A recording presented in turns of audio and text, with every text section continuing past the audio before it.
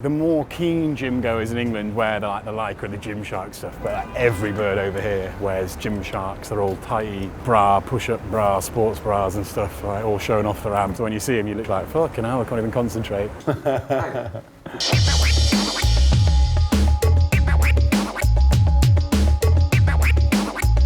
I look hot, but I'm not looking, overheated. Someone dust me down, RugbyPass is in the land of the free and the home of Britain's most eligible bachelor, Ben Foden. We wanted to see what rugby was like on the other side of the pond and whether rugby can take hold in a city that doesn't sleep. It excited me to get to New York. I always wanted to live in America as well. As a kid growing up, I always wanted to live in America. It always excited me, the Big Apple. I hadn't spent that much time in New York either. So the opportunity came. I met with James Kennedy, James English. I liked what they were about. I liked what they were trying to do here. I realised it was going to be very different from what I'm used to, but I sort of wanted that excitement. I wanted that new challenge.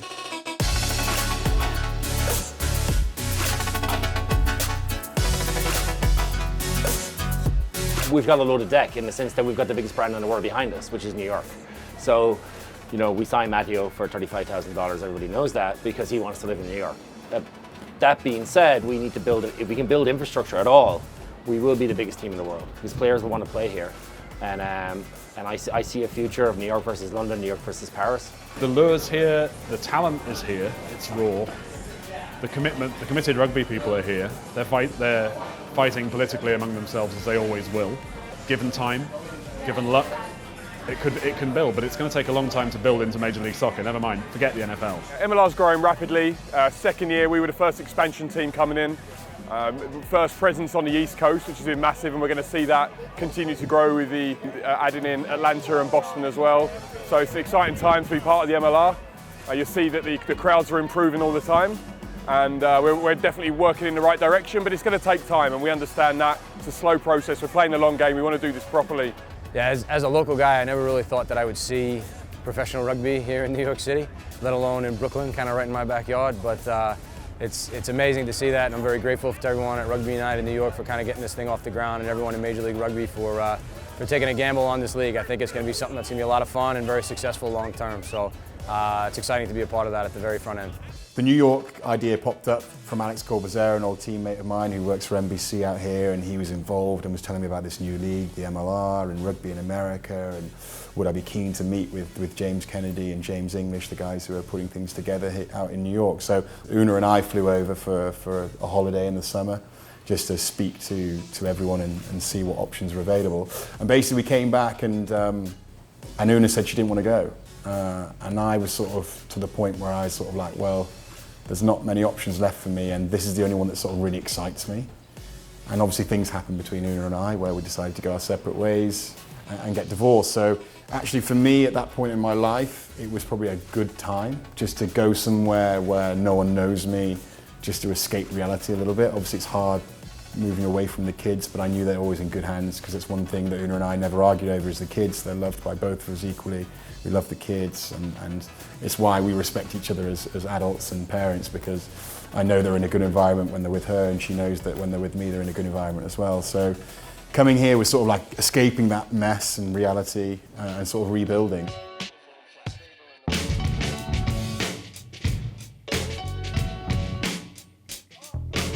3, 2, 1. 3, 2, 1. We caught up with Ben Foden during a morning gym session. The Americans have it nailed down when it comes to athleticism and performance in major sports. But has this crossed over into rugby in New York City? Either way, Ben looks great. If we're calling that, we're going to sweep round, right? So we're going to see space. Whereas we're not really going to want to dump it back inside to the defenders coming across. There's many aspects of rugby in terms of getting better as a team. Obviously, first and foremost, getting on the field and training with each other, but also in today's day and age, nutrition and weights and working out. And so that was obviously difficult as well, because I always think that when you look at how rugby players train and the kind of athletes they are, I think CrossFit comes closest to that in terms of the build, in terms of what we're trying to do, power, being explosive and that sort of thing. And we trained there for a while. We've got Ben Broski, who has a degree in sort of pushing tin, Right now it's an interesting place because not everyone is full-time. So some guys only are in a part-time role and they have to work a full-time job otherwise to support themselves, especially in New York City where it's very expensive. So that's where my role is a little bit different, because not everyone can make it into the gym sessions. Some guys I have to coach remotely, send out programs to them, send out videos how to do everything, and I only get the feedback of when they're at practice, not watching them firsthand in the gym. How long do you think it's going to take then in order to properly take off? Because from being over here last time myself, what I saw that there was a bit of disconnection between USA Rugby, who have got obviously a good national team now. The Sevens is obviously thriving in the Olympics now. The profile of that's rising. But is there a disconnection between USA Rugby and the MLR? In New York, the two senior clubs are Old Blue and New York Athletic Club, who've been the senior clubs for 50 years. And this is a new team on top of them. So with players from both, Connor Wallace-Sims, the winger, is an Old Blue player. Mike Petrie is a long-term NIAC player. And there are people who run those clubs who are not running Rugby United New York. So in microcosm, there's politics there. But again, the sort of uniting message of MLR from the start, from the people who are running it, is this will take time. This will take a long time. This isn't an immediate fix. The best supported team is Seattle. They're getting 4,400 for home games. That's better than Sale or Newcastle got at the start of the Premiership.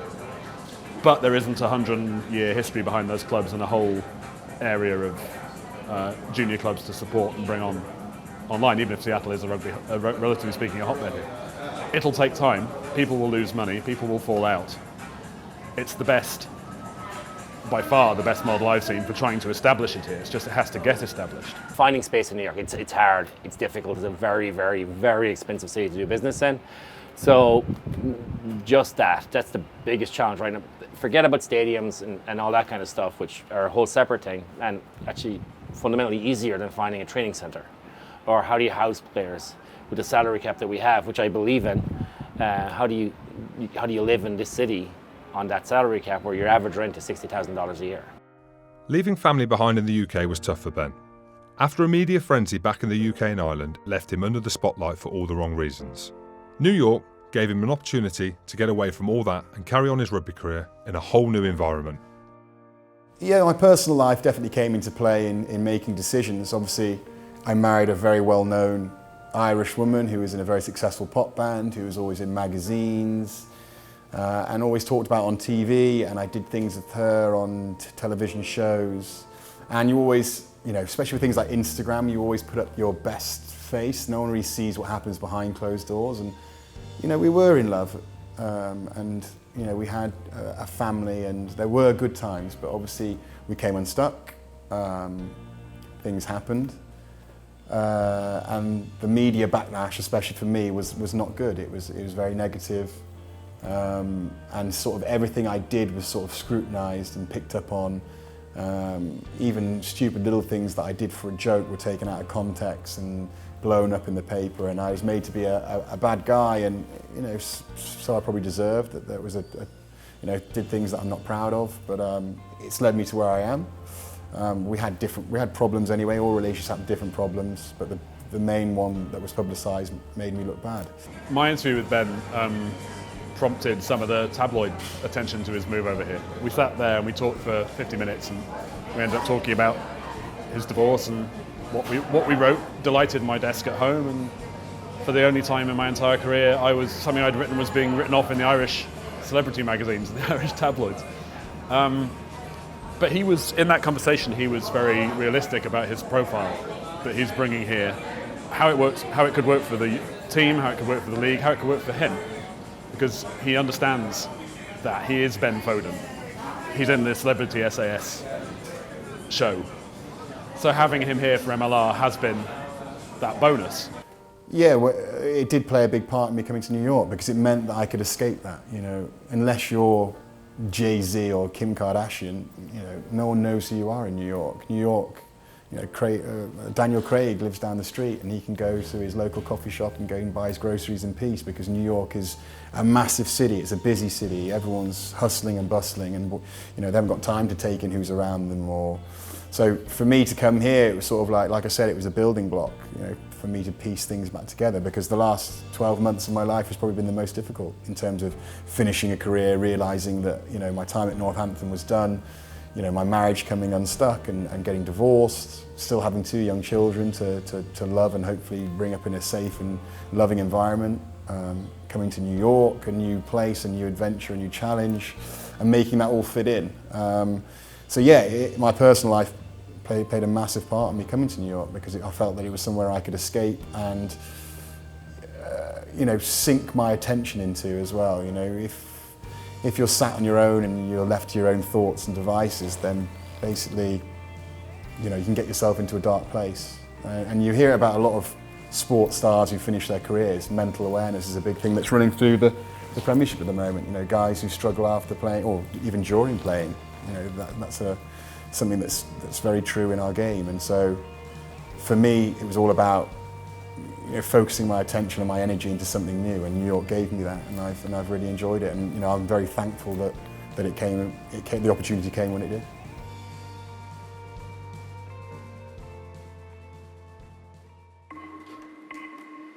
They have to get across the line before you tackle them to the ground. Or basically, if they put a foot on a line, then they've got to get across to another line. It's mental, mate. Have you watched him on Joe Rogan? So I'm obsessed with Joe Rogan. I think he's an absolute fucking hero. I used to like Russell Brand, but he's gone real preachy, and I'm like, so he lost me. Whereas I liked him when he was on drugs. He was much more fun. And now he's like all preaching about, life, you should live your life this way and all this. And you're like, it's not all glitz and glamour for Ben and his teammates, as they regularly take the Crazy Bus to training, which is located 45 minutes away from central Manhattan. It's the only free bus in the whole of New York City, and was an eye-opener even for someone as well-travelled as me. The Crazy House shuts at 7, so they've got to be back before then. So where are we going? Right, so you've done Randall's Island. So basically, like, New York's all these like little things, like Manhattan.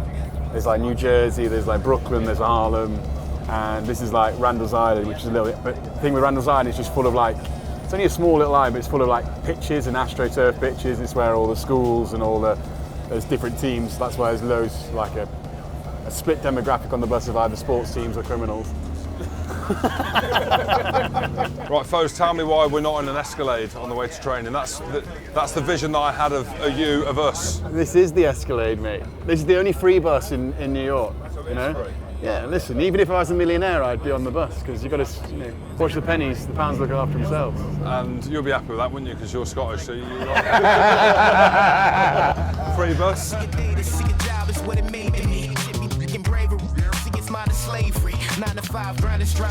It's definitely a bonus training in New York in terms of the fact of what a city it is, and wherever you train, it doesn't matter if it's on Randall's Island, on pitch 10, pitch 74, whether we play on Staten Island, whether we play on Coney Island, the backdrop is always something very new. The Statue of Liberty at Staten Island. Behind Coney Island, there's a roller coaster and a seaside and beach resort. And when we train on Randall's Island, you've got the whole east coast of Manhattan to look at, and it's very picturesque, very beautiful. I mean, as soon as the training starts and you're getting flogged, it doesn't last that long, but when you're walking from the bus and walking up to the pitch and look around and take in where you are in the world, it is quite breathtaking. 5 years' time, will they have a facility that they can call home? In New York, no. It's incredibly difficult here. There's nothing left. There's no spare space. There's a million, possibilities of if New York City FC ever managed to build their own place. Perhaps it'll be rugby specific. You'd have to make that pay by bringing in internationals and things like that, but maybe United could play there. On that first pass, bang, close the door. All right. On attack, these guys tend to play, their wings tend to play back. Obviously field space and facilities are challenging, but the guys dig deeper, with these type of circumstances. So the fight is part of New York. Everything's always a fight, so nothing changes there. But the guys have been great. In that part of the field, no risks. Okay. All right. That works. Good stuff. Yeah, since I've started playing when I was 14 years old here in New York City, the game has grown exponentially. It's been exciting to be a part of that, and I'm really excited for the next frontier, and the next wave of kids that come up through the ranks and have MLR to look forward to. It's a very exciting time for rugby in the United States. Yeah, there's definitely similarities between football and rugby, especially when you think at the base level, just being team-oriented, hardworking, get the playbook, learn what you need to know, and then go out and execute at full speed. Just kind of like a base level, but really the concepts of the game are very, very similar. Very different at the same time, but once you get to know it a little bit, you start to see the patterns that are similar. Yeah. Rugby in New York is fast-paced, just like the city itself. You know, it's one of those deals where at one point you're working, at the next point you're out here running on Randall's Island, being able to commute on that subway, getting used to the trains and things like that.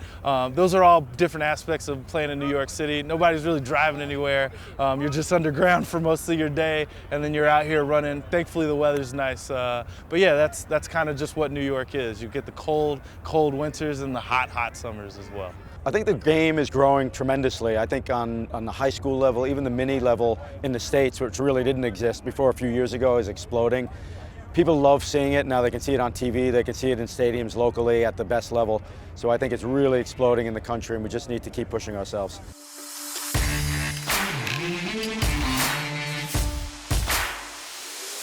Fodes, superstar as I call him, like, you know, he's been fantastic. You know, he's been massive help for us, bringing that experience, you know, and then he's bringing his playlist to the gym. He's got strangers on repeat. You know, we've been having great crack. You know, he's bringing that extra bit of energy. You know, and he's really taking advantage of the New York scene. You know, we're so lucky to have that experience and to get to know the guy. He's been a great bloke.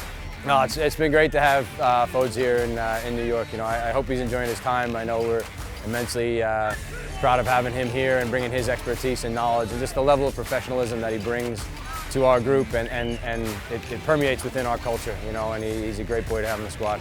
Having his experience among the guys has been great. They've been talking to him constantly. He's been imparting his experience, his knowledge.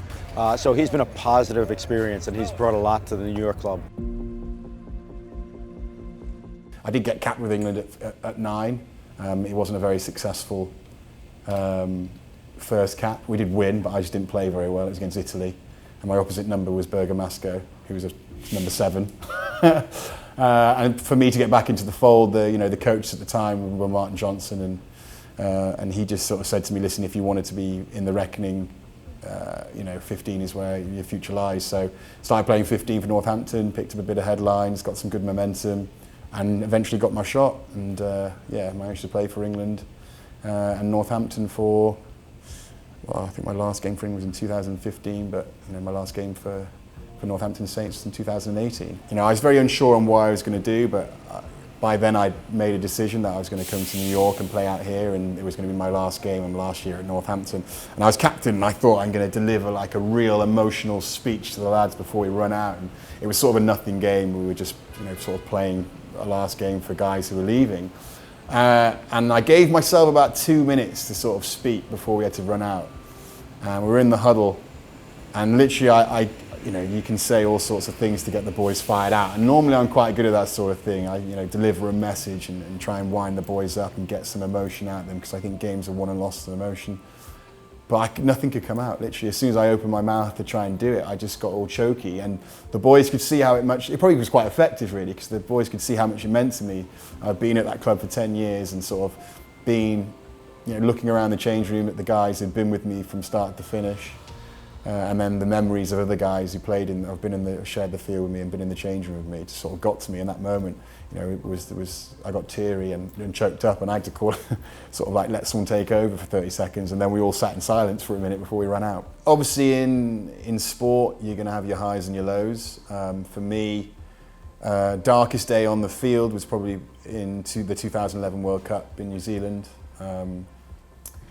We'd been going well as a team, England. We'd won the Six Nations, done the warm-up games against Wales and Ireland and been playing well. We went through our group undefeated, but it was messy. We were hard-fought games. Off-field antics came into play, the mystery blonde and the dwarf throwing and all that. So we became in our own little bubble and under the spotlight a little bit. There was a few instances. I remember James Haskell and Ashley were in the papers for chatting up some young New Zealand girl, and everything was blown out of proportion, so we really had to be careful, and the pressure came on, and we were playing in a quarter-final against a French team that had nearly lost, or maybe they even did lose to Tonga just before our game, and they were nearly out. So all the pressure was on us. Everyone thought we'd walk that game and go into a semi-final against a Welsh side. But sadly, it wasn't the case. We turned up, we went 2 scores down very early, and we're chasing a game, and we didn't quite have enough to get back into it. And I just remember that feeling, sitting in the changing rooms afterwards, thinking, You know, a World Cup comes around every 4 years. This could be the only World Cup I'm involved in, which it was. In a city where real estate is at a premium, we travelled north to Harlem to visit Foden's teammates and see what life was really like as a professional rugby player in the States. Yeah, welcome to Harlem. This is the Rooney Mansion. Most of the boys live upstairs here. This summer they just renovated it, completely gutted it, threw in some new appliances, new furniture, all that, so they taking good care of us. Okay, so this is the first apartment we got players in. Will Leonard outside, he's from Limerick in Ireland. And then we have Paddy Ryan, who plays tight head for us and for the Eagles. And then Cathal Marsh lives in there, the Leinster product. Yeah, 8 boys, full house. It's cozy. It's not tight though, it's good. Everyone's got their own space. It's just like sharing an apartment with anybody else. So this is the last floor of the house. I'll take you down to the basement where 2 of the other boys live, and we're gonna put in Bastero.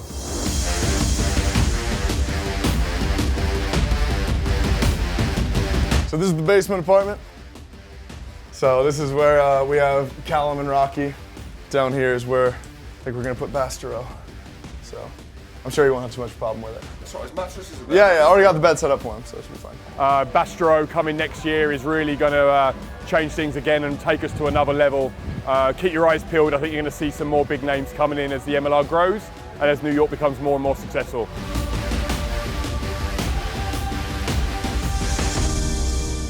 Looking at the standard, I think the Bastero is going to absolutely destroy some players, eh? With observing, it is raw, and it's loose, and it's fast, and it's good to watch, I think. MLR is entertaining. There are mistakes everywhere. There are things happening that in the Premiership couldn't happen. But it makes for a faster open game. So yes, I would think your average MLR centre faced with Bastero will have a problem. I mean, he's not the most lightning quick man in the world, but he's enormous and skillful, and he should be able to create lots of space for the New York players around him. So this is the basement apartment. Sweet setup. They have a full industrial kitchen. Really jealous of that. Cal's got his bed in here. There's your stereotypical Scotsman. This is me. There he is, just lying in bed, watching daytime TV. Cal's raising a herd of cats out there. You'll see them once in a while trying to, working on their circus tricks. They keep the rats at bay. So you've got your protein from your cats and your rats. Yeah. And you've got your own strawberry fields. And so when I got here, it was a bit of experience. I turned up to my apartment that they'd sourced for me and found for me, and there was no furniture in there. They promised me there'd be a bed in there. There wasn't. So I stayed in a hotel. No, I stayed with Dylan Fawcett, Butcher, one of the senior players in the team, for the first night, and then the next day my bed did turn up, but no mattress. So I booked myself into a hotel for one night, and eventually the mattress came. And straight away, you know, on the first day I dropped my bags. I went to see where the guys train. I got on the underground. You sort of like, they took me to the underground, said you need to get this one. You're going to meet a player who's going to take you to Randall's Island where we train.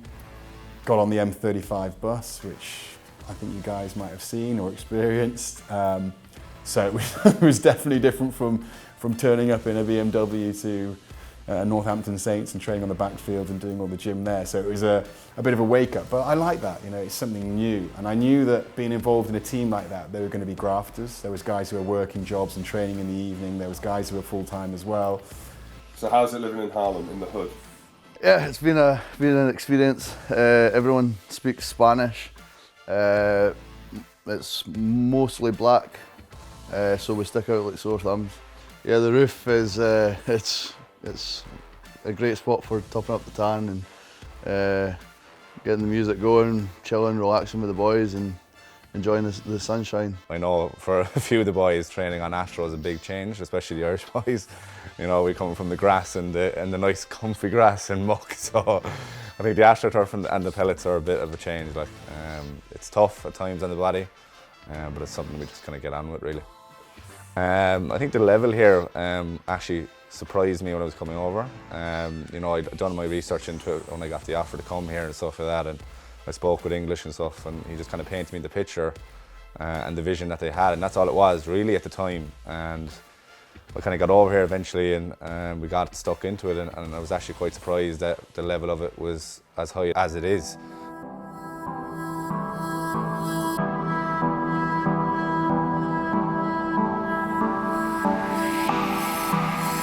It's game day, and RugbyPass are behind the scenes at MCU Park on Coney Island.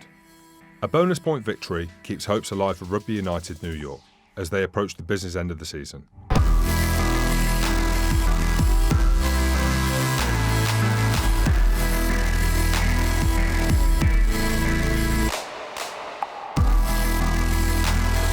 Go, go, go, go, go, go!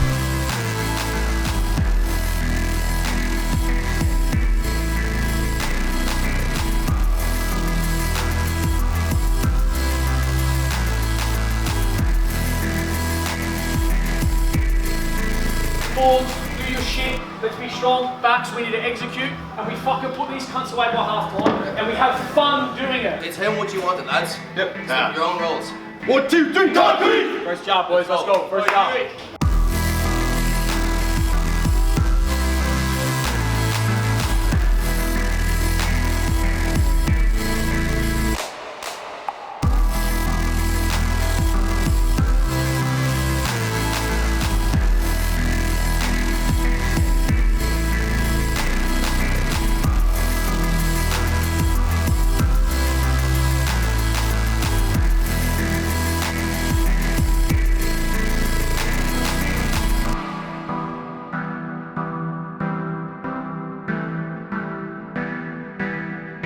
Keep possession of it, fellas. It's windy out there, it's a possession game. We're going to force them to make mistakes. It's going to put the ball in our hands and we're going to score. Roosters on 3, Roosters on 3. 1, 2, 3, Roosters!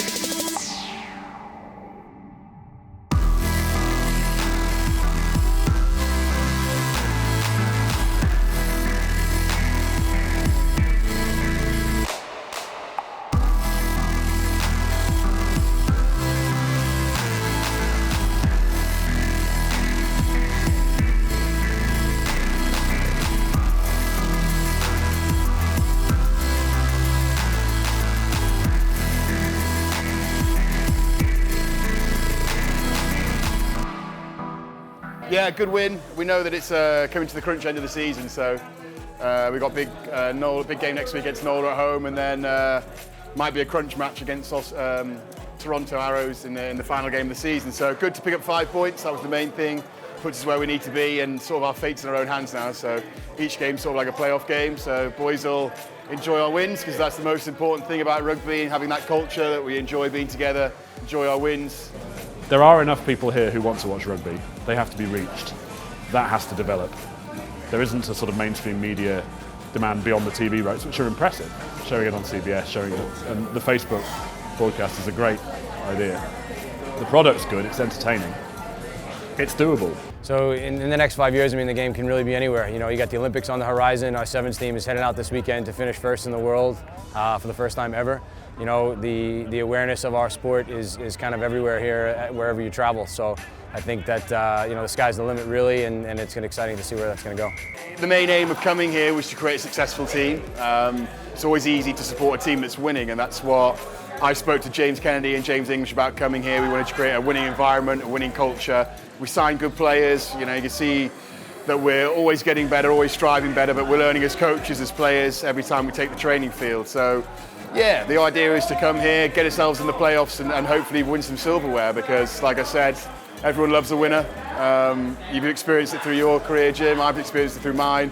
It's much nicer to be a winning team. That's why we play the game as well, for the big games, the cup finals. That's where you create the memories on the field as players, and also for the fans in the stands.